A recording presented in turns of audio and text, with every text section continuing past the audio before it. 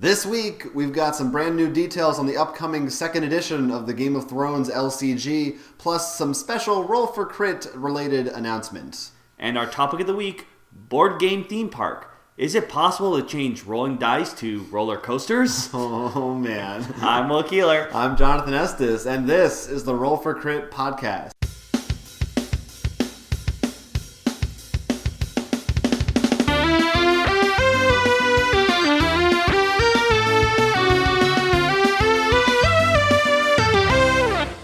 Now, before we begin with the news, I think we have something special to say. I think we do too. Yeah. This is about our 1 year anniversary, give or take, because of snafus here and there. But our 1 year anniversary for Roll for Crit. Yes. Podcast. Yeah. Well, since of our website launching officially, or podcasts starting thereabouts. So this is our, take your pick. This is our 48th episode, that's pretty good because there's 52 weeks in a year, right? So and we also had weeks where we went to Gen Con and things. Mm-hmm. So I don't think we didn't miss a single week in that for podcasts. Not that I could think of. So we've been consistent and we've come a long way. Mm-hmm. We should go back and watch the first episode. and realize how we haven't changed at all. I'd be disappointed by that. But we've grown somewhat in community and in shop size. First of all, we got to thank you guys for all your help. Yes, if you've ever watched it at all, we appreciate it. What are some things you've learned? What have I learned? That it's a lot of work. It's a lot of hard work. But it's all worth it if you persevere, kids. You can do anything. We're still on the persevere part, though. Anything you set your mind to, and that there's a long road ahead still. But it has been, it's been a great. We've learned a lot more about board games.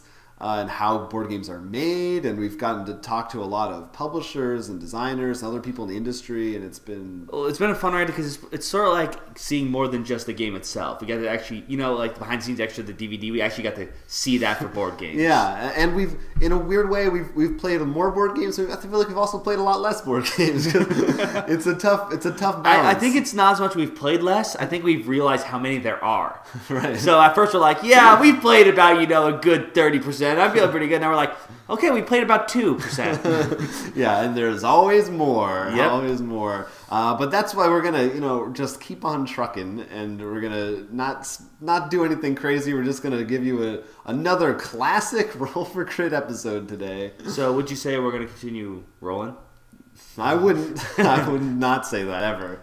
Under any circumstances, but I will get you to say it someday. We'll see. It might be what we're going to do. And I think it's some pretty cool, some exciting major news that you're going to bring us to start things off. So, as you mentioned earlier in the beginning of the episode, and actually previous episodes, Fantasy Flight is pretty much redoing a lot of their LCGs. In particular, the big one is the Game of Thrones LCG. And what they're doing is they're completely revamping it. A whole new core set's coming out, and we actually have looked at an article about it, and they've shown what it looks like more. Which I've actually had a chance to play this. The original, yes, the original. And I read about the differences and stuff. And I will say, first of all, the cards are completely different. They still have this read the same way, kind of, but they look much sharper and just the colors. What they also did was change a lot of rules.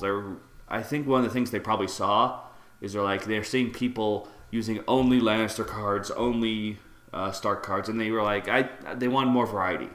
So they changed some rules up. One of the first things they did with the plot cards, this is sort of the beginning of each round, each player chooses a plot. They have their own secret deck of plots that somehow affect the game. And when they first had the game, apparently, you could have 2 copies of a plot. But then everyone just have 3 copies, pretty much 3 different plots and just 2 copies of each. So they said only 1, but they said that was too far. So now you can have 2 copies of 1 plot, but only 1.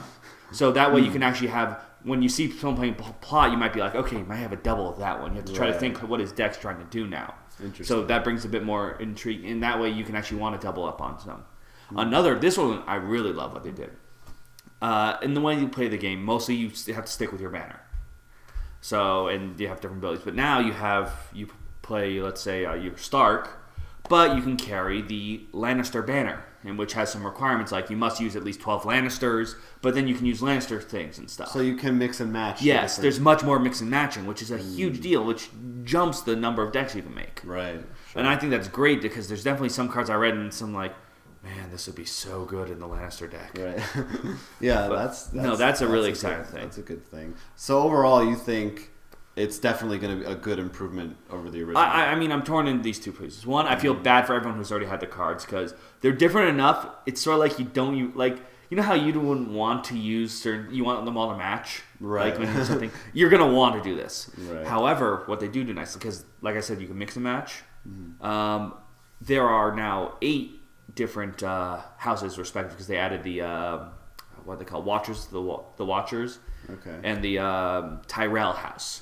And you get all 8 half like starter decks in the core set. Oh wow, that's pretty good. And because I know what happened when I played with my friend, he started with a couple of them because his decks he has a one for all 6, and the Stark one very good to play. The Targaryen, the Lannister, the Baratheon, all of them were good. Those are the ones that came in the starter deck. His other 2 not so much because they didn't have any starter cards, and so when we played them, we really did not feel we were in there. Like all the other ones, you still feel. So this time they're going full on. I think you get a taste of everything, which I really like because that means your house isn't screwed if you happen to have a favorite. It's a good way to do it. Yeah, no, in particular because I know the 2 houses in the last one were. I don't know I forget the names. That's okay. But I would probably love to do the Watchers. I know my first because I did. That's cool. Well, apparently they play completely differently because their whole thing is trying to guard the wall. Right. So I'm really excited to see what they do with that. Yeah, I'm definitely. I still haven't tried the original, so No, I do think I'm definitely excited because the way this is, it feels even more like the show. And I already felt when I play this game in multiplayer, at least I haven't done 1v1. I think that's jousting.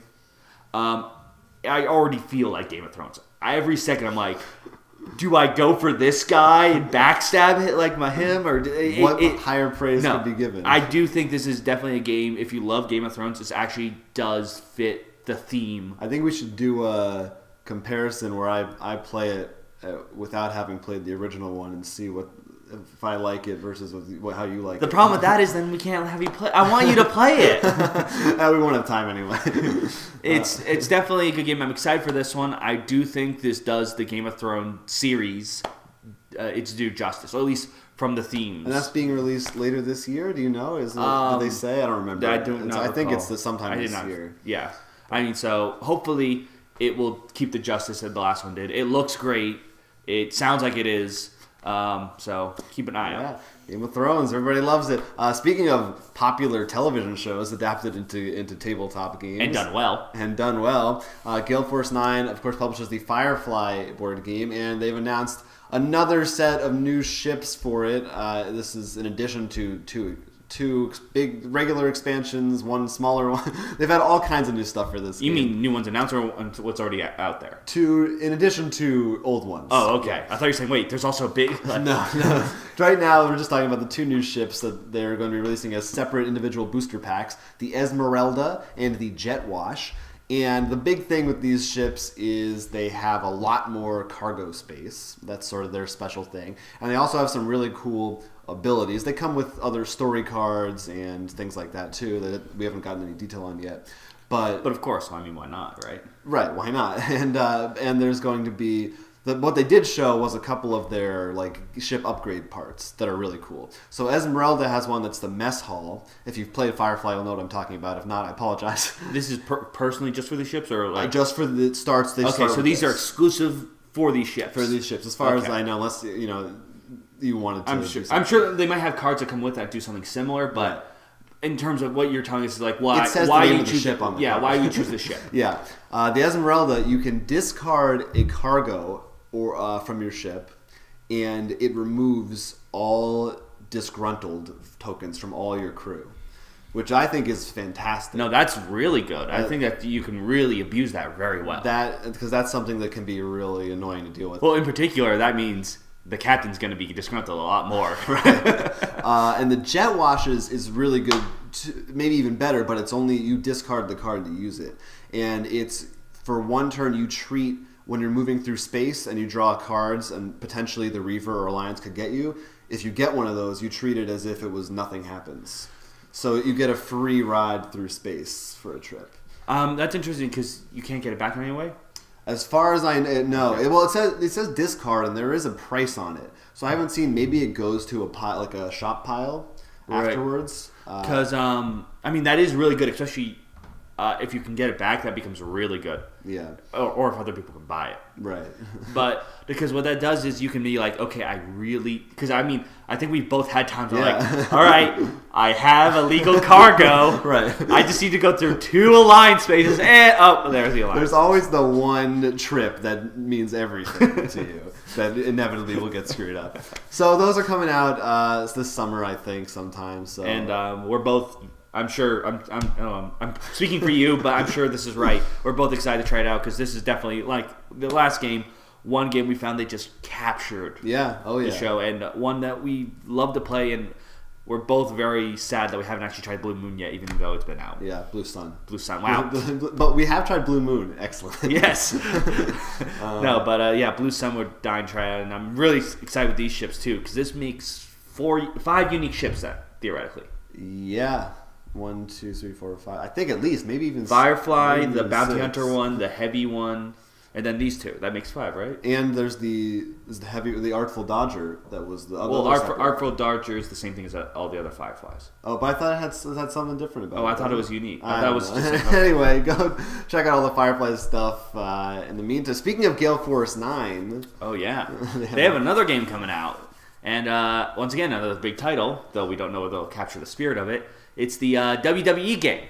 In this, you actually have miniatures of one of the wrestlers, and you will actually fight within the ring. And of course, you'll be able to use all the signature moves, such as the chair, the ladder, and all the other kind of matches. And these are all the actual wrestlers. So you actually get to play as like John Cena, all the other characters whose names I just blanked on right now. The big guys. Yes, the big guy. The Big Show. There's one. That's what I was getting to. Yeah, of course. So I think it's a good idea. There are a lot of wrestlers out there, so you could easily bring expansions, including older ones, which I'm sure a lot of fans would love to see. I mean, that'd be great. All of a sudden, you can throw The Rock in. I mean, yeah. And I mean, I think it actually makes sense as for a board game. Well, we've seen some like wrestling games from Kickstarter and stuff like that, and some other ones, but none based with this property. Yeah, no, and I think it's a smart move on the WWE. If you didn't know, it has a very large fan base. Yeah, I mean, there's of course WWE video games that are really popular. So. And I feel like it could easily work into the game as a game. Yeah, it looked cool from what I just saw of the board that you actually usually see the ring, and also like these. There's like I think they show some of the crowd too, or kind of, and you can. Like, not only that. Well, look, you have a lot of characters. They all have signature moves, which is something everyone loves.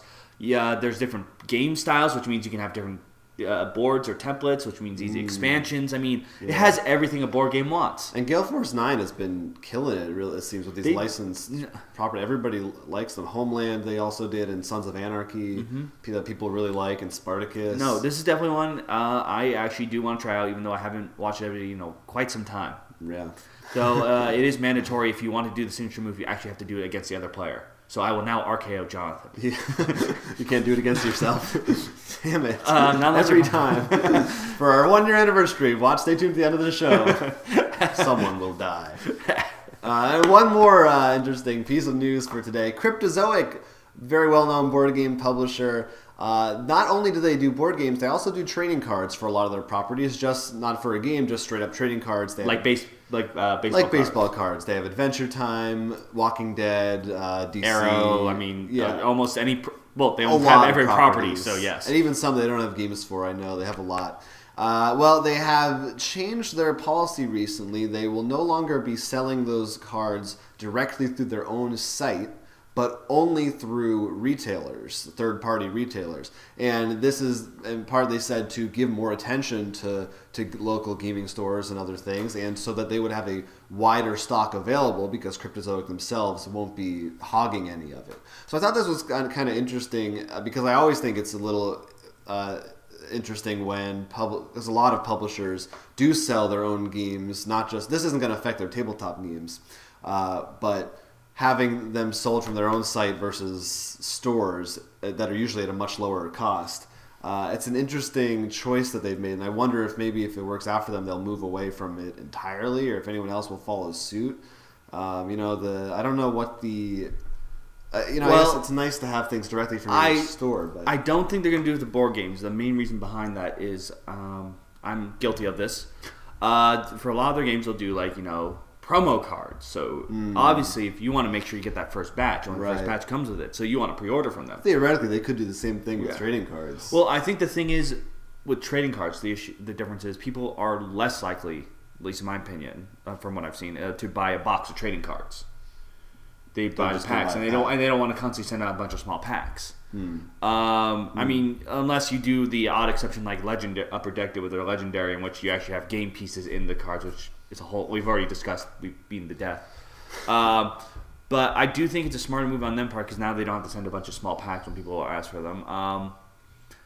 I mean, I do not collect trading cards usually. Right. Yeah, it doesn't affect us because we don't care.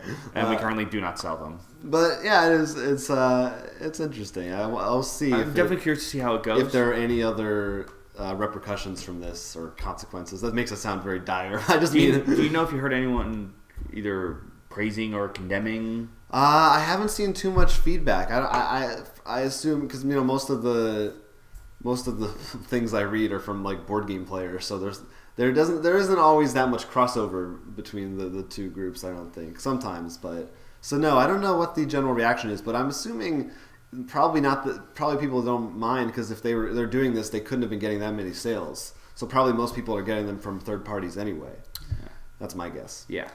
I don't know. That's just my guess, but that's all the news for this episode of Roll for Crit. Now it's time for our Kickstarter Pickstarter.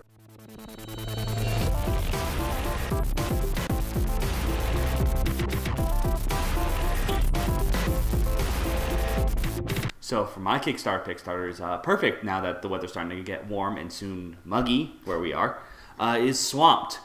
From Bellwether Games. In the game, as it's a semi-cooperative game, you and your fellow compatriots will all be getting in a boat together and traveling along a swamp in order to get whatever materials it may be for whatever your job is. Maybe a rare flower that has healing properties, a unique bird that you want to get photos of. That's mine. Yes, that is always yours. However, of course, you need to avoid the terrible, terrible events that could happen in a swamp, such as... logs or something that can break your boat, but more importantly alligators and crocodiles. Oh my. Malaria. I don't know if that's one of the things, but that'd be great. What's interesting about this is because you each have your own goals, but you're all using the same piece. You're literally all in the same boat. So you could be like, okay, I'm gonna head over there, and then someone's like, nope, we're heading away.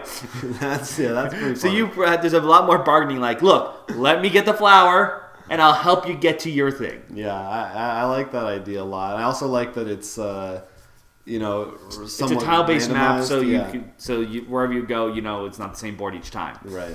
Yeah, it sounds really fun. I being all in the same. No, that's what my favorite part about it. That's interesting. I can't think of any other games where you do something like that because it reminds me of what I said earlier, Mario Party, the new ones where you're all in one car together. So it's an interesting idea that everything you do affects everyone else. Well, I think the difference between that is you all share the same goal in Mario Party, while this is you don't. Right. It sort of reminds me of when you have the games like Legendary, in which you are fighting for the same goal, but you still want to win.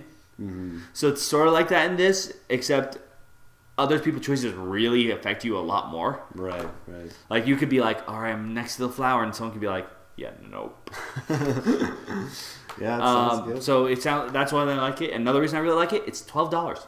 That is a great reason to like it. And this $12 for the game and a little bit more for shipping. I think $2 in the United States, a little more for wherever else you're from. You can also get some of their other Kickstarters. We've had other successful Kickstarters. You can also get through this. Yes.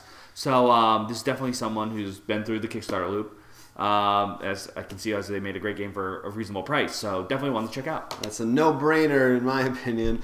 My pick this week is Coup Rebellion G54. Now, what does G54 stand for? Great question. I'm glad you asked. Well, Coup, of course, is a game from Indie Boards and Cards, and there was another version of Coup titled Coup Guatemala 1954. You may have seen us talking about it in one of our Board Game Geek Con videos from last year. Quite fun.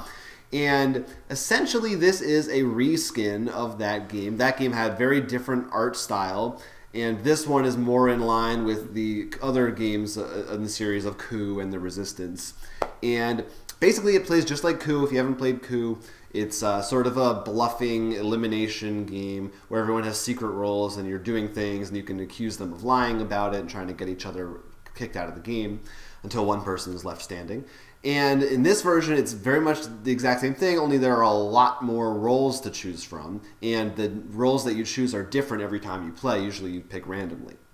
So I was originally a little kind of down on this because I really liked the art from the first game. I thought it was we still different. It's cool. Mm-hmm. It was a nice touch. So it's almost as a little bit of a disappointment to because it felt like the artwork. It felt like what you'd expect for 1954, right. If you couldn't tell, that game was themed around this Guatemalan revolution, whereas this one is just in the future world of Coup. Yeah, generic future world. But it does. That's actually look the like, name of it, generic future world. Yeah, that's in the lore. It does look like they are. What I like is it comes with a lot of dividers and space for extra cards and things, which is nice because in my opinion, I always get mad at the packaging for the original Coup, where I can never fit all my cards in it, and the box always spills open. So it seems like they're at least trying to do something with that. Also, there's some special Kickstarter promos, of course, and exclusive stuff. And a card for the original Coup that I know you thought looked really cool called the Jester. Well, the roll is what I like. Yeah, that's what I mean. Not the art, but the art is cool too. But it's the role that really perked my interest. Where it's a replacement for the Ambassador, where I believe he takes one card from the main deck and then one card from someone else, and gets to put them back in any order he wants. Yes, and I think that's hilarious. Yeah, that definitely sounds like a good addition to the game. Well, it's because you can see someone planning. All right, I'm planning out. Yeah. Thank you. Yeah. So, if you like the sound of that, if you have played Coup, this is a standalone game. But either way, you might want to check it out. It is going for $30, which isn't bad. It comes with a lot of cards. See what you think, and let us know, or don't. Back it or don't. We might or we won't. And that's it for Kickstarters. We have one final segment. What is it again? I believe it goes something along the topic of the week. Last week, it was announced that Nintendo is partnering up with Universal Studios to create Nintendo-themed amusement park rides at the Universal Studios amusement parks. And if you haven't guessed, we're huge Nintendo nerds. And in a way, if theme park nerds as well, as much as it's possible to be a theme park nerd on our budgets. So that was super exciting news. So we thought it would be kind of fun and interesting to imagine what might it be like if there were to be rides based off of board games, a board game themed amusement park. Such a thing were to exist. Could it exist? Why should it exist? Not right now, but I think it is within the realm of possibilities in the future. Board games have been increasing in popularity. I mean, the more that we see more movies or shows based off of it, the more likely we could actually see. And also with Asmodee literally buying up every company, they could literally say we have the rights to make all these board games. They might purchase Universal soon, and then it'll be all fair game. No pun intended. But yeah, I definitely think. I mean, it's a long way off. The closest thing we might see is if someone just made a crappy Monopoly ride as one little thing. But what are some things you could think of? I mean, there's a lot of great. It's so much fun to come up with them. I haven't done any prep for this, but off the top of my head, and it's fun to think of the variety. So, for example, you could take something like Arkham Horror that could be like your ghost house. Yeah, no, I was actually just about to say that. Good. You could do a really good one that's really weird, creepy, not just jump scare. Oh yeah, definitely. And it's also you got to try and think of ones that aren't licensed. It has to be a mixture of a madhouse and a horror house. You have to feel like you're walking upside down or something. That could be. It has to mess with your sanity. They'd have to have a family-friendly path and a not. Well, it could be like those mazes they do at Universal for Halloween. Actually, no, I know. I see. Yeah, well, I see some horror places, and I don't think here as much, but they have actually 3 different paths. One is much more better if you want to go with a romantic person. One's like if you want to do full scare. One's like they actually that would be a cool idea. Actually. Yeah. I would like that because you could still. I feel like you could easily adjust Lovecraft. I mean, look, we have a Lovecraft C's for Cthulhu on there. Yeah. I think another one you could actually is a King of Tokyo roller coaster. Okay. Like with all the monsters, like. Well, yeah, it could almost be. Or like a King Kong type ride, like where you're on a track and the monsters are attacking you and stuff. Yeah, or it could be like something like I know Harry Potter has the 2 dragons, so it could be like different. Because you've actually been to Harry Potter World. Yeah, I haven't. So they have one ride that's you like pick which dragon you want to ride. You actually pick. Yeah, you like stand in the different lines. Oh, okay. I thought you were like already on the coast. And it's 2 tracks, and they're like slightly different, I think. Mm-hmm. So you could have you could ride the Poseidon, not Poseidon, Kraken, or the Gigasaur. Actually, oh my God, that's like, or you could do like a virtual thing, like the Transformers ride at Universal. Yeah, I'm trying to think. What are some other board games that? Well, I was thinking of like what are big themes? Like there's a lot of farming games. You can have a petting zoo, or like an Animal Kingdom type thing where you just look at the sheep. Because I don't know. Other than like for Catan, you could just. Well, you can do silly things. I mean, you can always do a roller coaster. We're all thinking the big rides. We have to think of the kid rides, like that's true. The Disney Cup thing. Like that's like true. it's just the hexagons or something. That's not bad. Yeah, spinning hexagons. I like that. Yeah, and there's a lot of possibilities for games with like Disney World always has the rides or. I don't know what I was saying. Anyway. I think it's called Level 9. Escape. Like that, the Escape, Omega Protocol, Invasion. It's Level 7. Level 7. That's what it was. Like, what if like you actually had to go in there, like you all got like laser tag kind of thing, and you had to like in the cart, you're going around, you gotta escape, and that's it. You're going through that. Well, you could do a lot. You could do some stuff with. Like the Buzz Lightyear, the Men in Black rides. No, that's what I meant. Just like that. Oh, yeah. That kind of thing, like laser. So you're all trying to escape, so you can see all the weird things. And like that kind of. I think that'd be a pretty cool one. Yeah, that would definitely be. I mean, definitely. I think I'd love to take some things like you said, the Resident Evil one, because what I want to go on that so bad, just because have you seen like how it starts off? Like you're all waiting outside, all of a sudden like mist comes in and people dressed in as like star agents come running out like move. Like I feel like what if they did that for the Level Omega? Like get out, everyone, prison raid. Yeah, that would be terrifying. It'd be actually a great one that would work really well. Space Alert. Like if you all got in a room, like those I forget what they call them, like.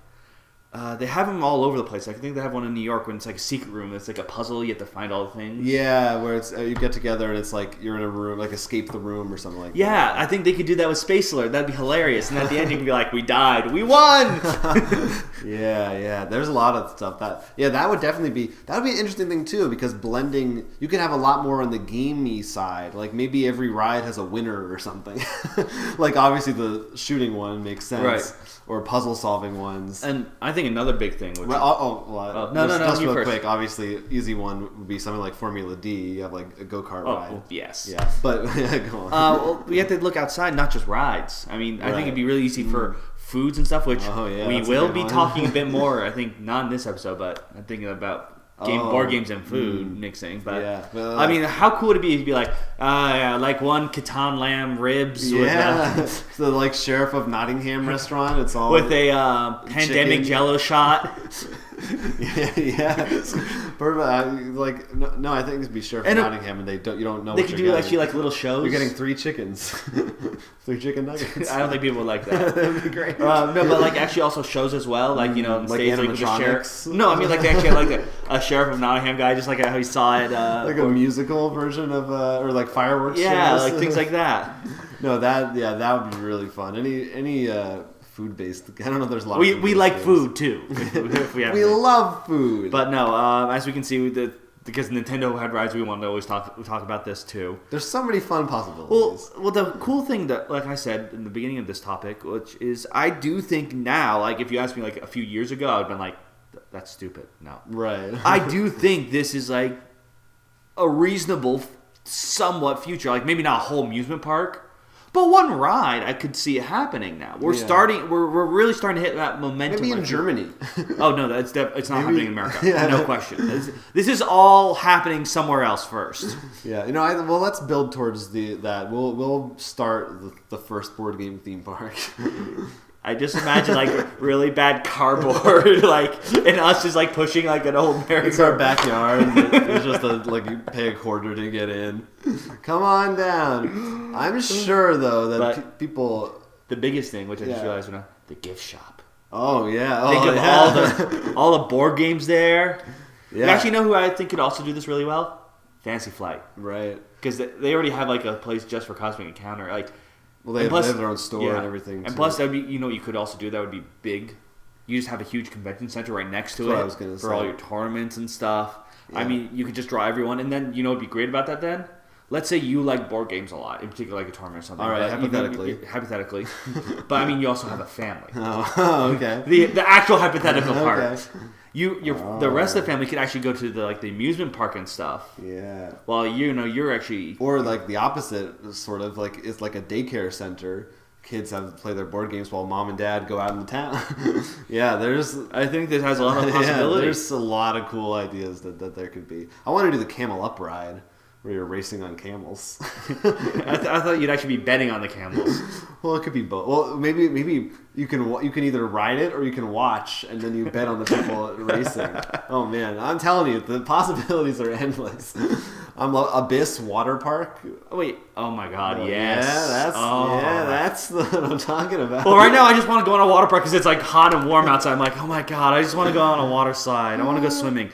But a Munchkin thing. How did we miss Munchkin? Whole Munchkin World. Like that's its own. Yeah, that's its own section. Yeah. It's a small world, but with Munchkin you see, and they're all backstabbing each other. Now we're talking. That would be perfect. That'd be a good theme restaurant too. Yeah. Oh, everything's a good theme restaurant. They already got the merchandise for Munchkin. Yeah, and well, they already have the menu. Remember? Like, yeah. I feel like keep pointing like that one shelf has everything I want to refer to. Well, I know that people watching must have millions of great ideas like we do. Probably that will never happen. Probably even better ones, or some thoughts on ours about how stupid ours are. Please give them to us. We're hungry for them. Feed us your ideas. So subscribe and comment on this one, or maybe our other videos. Just let us know on everything. Yeah, every possible avenue. You should see how we've changed over this last entire year. I mean, it's totally worth watching every episode. We promise. And so you can let us, or you can email us, rollforcrit@gmail.com. And I should point out that 99%, 100%, I'm just going to say it, 100% certainty that by the time you're watching this, we will be back up on iTunes. Oh, yeah. For the first time in a long time. So please, we'll put a link to that as well so you can subscribe on there and leave us a review if you'd be so kind. And of course, if you just have a small blurb to say, there's always Twitter at Roll4Crit, and of course our personal Twitters. But there's always, if you want to watch the videos like I mentioned before, or maybe some other news articles, there's always our site. There's our site, rollforcrit.com. So much stuff. You can see the full empire that we've built over this past year. It's an action-packed ride full of games, cards, news articles, videos, and maybe more. Maybe. No promises. You must be this tall to go to Roll for Crit. No, not really. But seriously, we do have a height requirement. But anyway, well, again, we thank everybody who's taken this journey with us, and we can give thanks to our video producer and editor Ivan, and our graphic designer Neil, and our the composer of our theme song John Fio, and anyone else. And everyone else just helps along the way through playbacks or just driving people along and helping us with everything. And we'll see you in another year. Yeah, and we hope you join us along for our next year. Yeah, should be good. Until then, my name is Jonathan Estes. I'm Will Keeler, and this has been a Roll for Kit podcast.